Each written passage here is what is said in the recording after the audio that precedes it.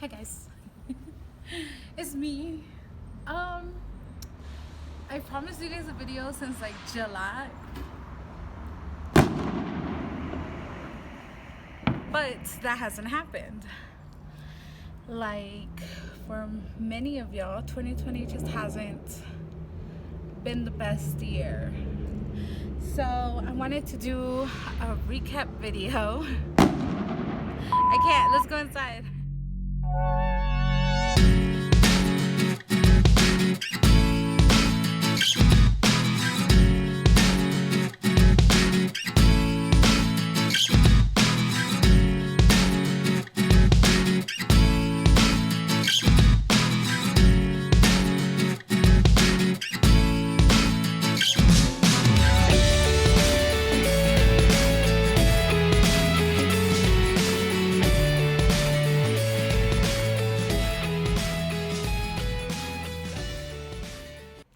Hey guys.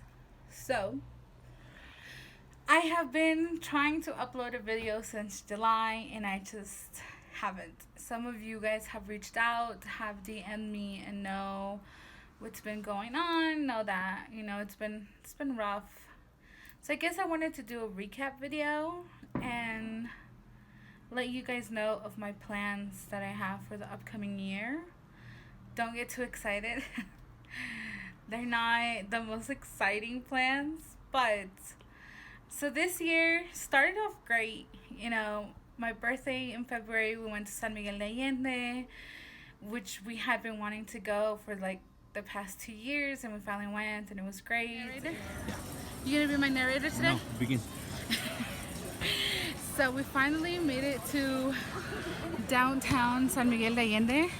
We've actually been wanting to come visit here for like the past year, but then life happened and we couldn't come. We had to cancel our trip, but we're finally here. Yay for my birthday weekend. Then we went to Mexico City and we had my TEFL graduation, and it was great. And then a week after we came back from Mexico City, the quarantine started. I that whole month, like, I didn't leave home, like all the month of March and April, like I didn't leave the house. Rico was the one going grocery shopping and he was still working, and then they were pretty depressing months. And then the fact that I also got COVID in April. I wanted to share that earlier, but I just didn't know how, and I don't know. It was just, I don't know. I wanted to share it, and at the same time I didn't. So I ended up not sharing with many people, but I did end up getting sick. They were the worst 10 days of my life. I felt terrible, especially because I have asthma. It sucked. And then, flash forward to July. Between April and July, I think I uploaded a video or two. Things were okay. I was working from home, wasn't really leaving the house. At the time, I was giving private tutoring classes. I wasn't working at a school or anything. But I finally got a call back from the school that I really, really wanted to work at, which is the school that I'm at now. So that was a blessing that I got in July, was that I got a new job. And most of you know that. And it's been great. It's been difficult to readapt to being at an institution and, following lesson plans and actually working from like 8 to 3, and it's been difficult to adapt because I was so used to just working when I wanted and not when I didn't want to. So it's been a difficult change. It's been a lot. It is a lot of work, but I do enjoy it and I love it, and I'm so happy to be back in a virtual classroom, I guess. It's weird because I'm at a new job during a pandemic and I have never really spent any time in my actual classroom. I don't even know which one my classroom is. Like, I don't even know where it is. So it's been interesting. It's been different, but I'm very glad that I'm there. I love it. I love the staff. I love my job. I love my kids. Has been like one of my biggest blessings from this year. But the same month that I got my job, my stepdad was in the hospital, and then that's when things for me mentally and emotionally just became really draining. mostly because I wasn't there, you know? Like, everything was still back in the United States, and I'm here. And it was difficult to not be there for my mom or my family. And then, unfortunately, he passed away in September, and I was here and they were there, and it was just difficult because it put it into perspective. A lot of our parents leave our home countries and they go looking for a better life, whatever that means, to the United States, and then things like this happen all the time. Their siblings pass away, their aunts and uncles pass away, their parents pass away, and they're not able to come back and mourn and say their final goodbyes. And, you know, like witnessing that, like, you can kind of get a feel for it, but then when it actually happens to you, it's like, damn, like, it sucks because I was here and they were there, and I couldn't say my goodbyes along with my family, and I couldn't give my mom a hug. This man was by her side for what? Oh, how long? What, 13 years? Um and it's just, it was very hard. It was very difficult, and I chose not to tell, like, people at work, like, because what can I do? It's not like I was there. I didn't go to the viewing. It was just me here. It was very difficult, but everything happens for a reason. They had the viewing, they had their last goodbyes, and throughout the service, my cousins were sending me videos, my niece sent me videos, my brother FaceTimed me, my mom FaceTimed me, and it was funny because, como toda una mujer, tough, I'm brave and full of strength, she FaceTimed me because they had a viewing and it was open casket, and she FaceTimes me and she tells me, I'm going to show you the body, don't cry, I don't want to see you crying. And I mean, I didn't cry when I was on the phone with her, but as soon as I hung up that FaceTime call, I started bawling because not only was my stepdad gone, I couldn't be there, I couldn't hug her, I couldn't be like that support system that I know I could have for my mom. And then the thought that the hundreds, if not thousands, of people go through this all the time because they make a sacrifice for their family, but they're also sacrificing so much of themselves. They don't get to mourn with their families when a loved one is lost, and especially right now during COVID, we were very lucky that we got my stepdad's body sent here to Mexico. And, everything happens for a reason because I was the only one from, my mom's side of the family that was able to go to the funeral and say my goodbyes. Everyone's in the States and they couldn't come for several reasons. And I was the only one that was able to go. And, I was very lucky that I got to meet some of his siblings and nieces and nephews, and it was great. It's an experience that I'm never gonna forget. So it was like these two big events, like his viewing that I wasn't able to be there for, like with my family, but then his funeral that I was the only one that was able to witness it. So it was very bittersweet, because one of the biggest things, like, my stepdad was the life of the party. He was always happy. He loved to dance and have a good time. And now every time I hear like cumbias, I want to bawl because they remind me of him. And for his goodbye at his funeral, before we entered the cemetery, they put music, and his brothers and nephews and were carrying the casket on their shoulders, and they started dancing with the casket, like on their shoulders, and then his sisters were like carrying his picture and dancing around, and it was such a like happy, sad moments because it was our final goodbye. But it was so fitting for him because he, like, I was picturing him, like, I could literally picture him smiling because he would have loved that. So it was a very intimate and special moment that, for so many reasons, I was the only one from my family that was able to witness it. So, everything happens for a reason. And then since then, I try to call my mom every single day, but there isn't a day that goes by that I wish I could be there and give her a hug because I can see how much she's hurting and how much she tries to hide it. And it's just having conversations with her. There'll be days where I call her and she's just alone with my baby niece, and we'll talk about my stepdad, and she'll cry and she tells me I don't want to cry anymore, but because that's how she is. So it's just this bittersweet moments that I'm glad that she's able to talk about these things with me, even if it's through a screen.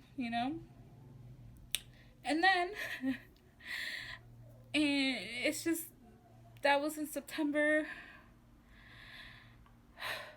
And then at the end of October, beginning of November, I went to the doctor and I was told that my PCOS has gotten worse.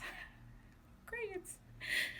And it's just been hard dealing with that, 'cause now I have to be on medicine again and birth control again. So if you know anything about PCOS, and I've talked about it on my blog, that it sucks and all, like, it's stupid side effects that it has. And October and November just have been, full of ups and downs. And then these past few weeks, damn, I didn't think I was gonna cry this much.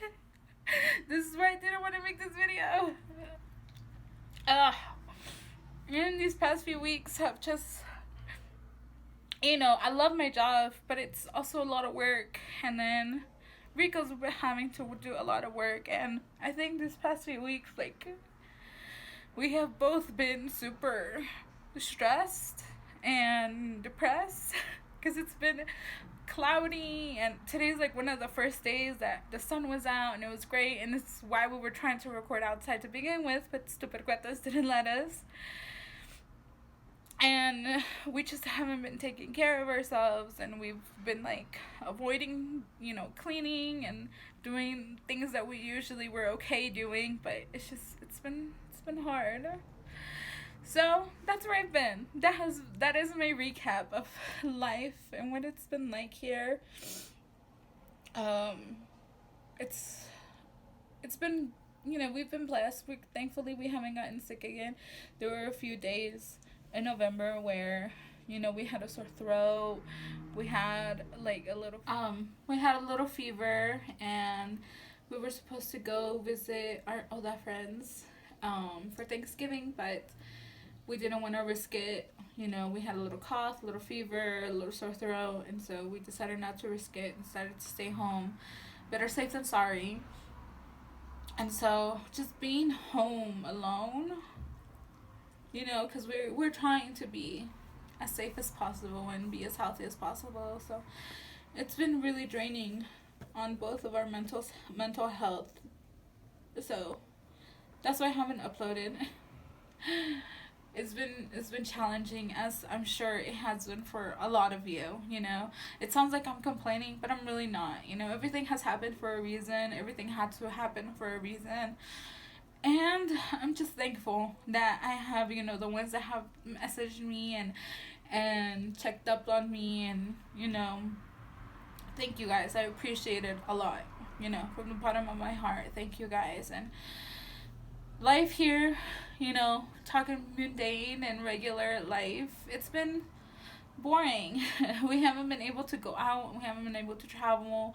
We try to stay home as much as possible. We'll go out to eat every now and then, but it's mostly just being home, ordering food, getting groceries, and not going anywhere. Like, There will be days like earlier today where we'll just get in the car and we'll drive around, literally just drive around, and it's so sad because we see so many people that aren't wearing face masks and they're out in groups, and it's like, damn, that's why we're still like in this pandemic. Like, that's why things are getting worse, because people aren't taking care of themselves, they're not taking care of each other, and it sucks to see that we could do so much better, but our selfishness doesn't allow us to do that, you know? Like, we just care about ourselves, and fuck it. If I get sick, I get sick, and, you know, whatever. And it sucks, and it's sad to see that we'll drive around in our neighborhood, and out of like 10 people that we see, 3 of them will be wearing a face mask. Today we saw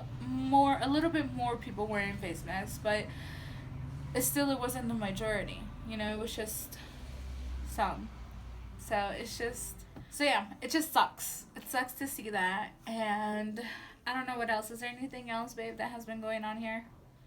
So yeah, other than that, I mean, in last month we had a virtual Thanksgiving with our Ola family, and it was great. You know, it was virtual, obviously, but it was great just spending that day being thankful for each other and having each other.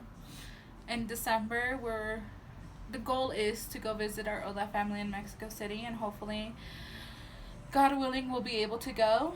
And then once January comes, I am deciding to focus on. Stop it! Stop it! I have decided to focus on my mental health, my emotional health, and my physical health, because I have to. I wish I could upload more and keep you guys more updated and how life is doing, but